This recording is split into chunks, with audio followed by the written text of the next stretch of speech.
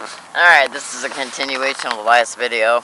I'm in San Diego, California. You know, I've been listening to Chip Franklin in the morning. He's a real asshole. I think that was the same radio show that when I first came out here in August of 2011, I think he went on vacation. He had some dweeb take over his radio show, and he was talking about homeless people, and he literally had the audacity to call them things. He referred to homeless people as things. T-H-I-N-G-S. That, I think, should show you the nature of the personality of this type of radio show. Understand this and be clear. My name is Leslie Williams. You know, when anybody has the stupid audacity to come into a stranger's life and think that they're all it, and that they have the right to harass a target that they do not know of organized gang stalking, it doesn't matter how connected you believe that you are. Understand this and be clear. I do what I do, okay, to help my fellow targets. See, what I do with my money and my time is to help innocent human beings that I don't know, in order to inform them so they can help protect themselves,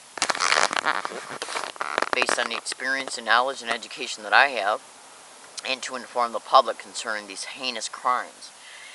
And what do people do that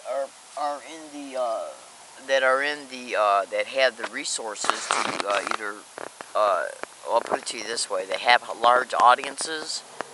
Do people who have their own radio shows engage in organized gang stalking? Go to Sue Easy under the directed energy weapons complaints, and look what a couple who are truck drivers are complaining about in reference to how, when they listen to their radio stations, how they're literally subject to organized gang stalking direct conversation tactics.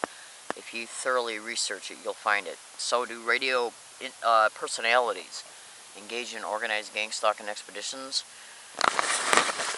Organized gang stalking is a factual reality. Electronic rape, that stands for the phantom touch that can be scrutinized by typing in freedom from covert harassment and surveillance. And on their homepage, at the bottom of the homepage, is remote neural monitoring. The electronic rape has to do with the phantom touch that is directly mentioned in the remote neural monitoring file.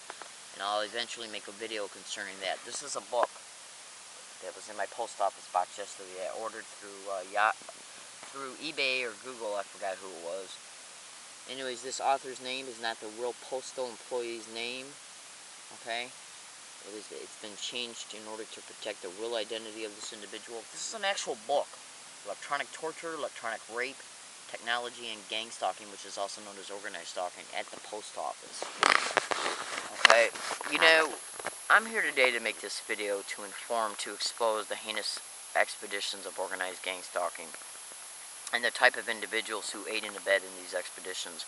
You know, when you get a pat on your back as in reference to how somebody might be soliciting you as a result of your employment description, soliciting you to aid and abet them and harassing a target, even as a result of you being a radio personality, you might think to yourself, yeah, you know, I stuck it to them as a result of what you might be broadcasting over your radio, on your radio show. And you might get a pat on the back for it, and whoever solicited you to do it might invite you to a party or to whatever, and you might feel good about it. But at the end of the day, you still got to go home and go to sleep, and live with basically how you helped participate in torture, you know. And if it doesn't bother you, that's part of your penalty, yeah. Because as a direct result of it not bothering you, you're stuck in your personality. You must be a pretty miserable person to be happy with the type of personality you have, okay? I think that pretty much defines what kind of person you are.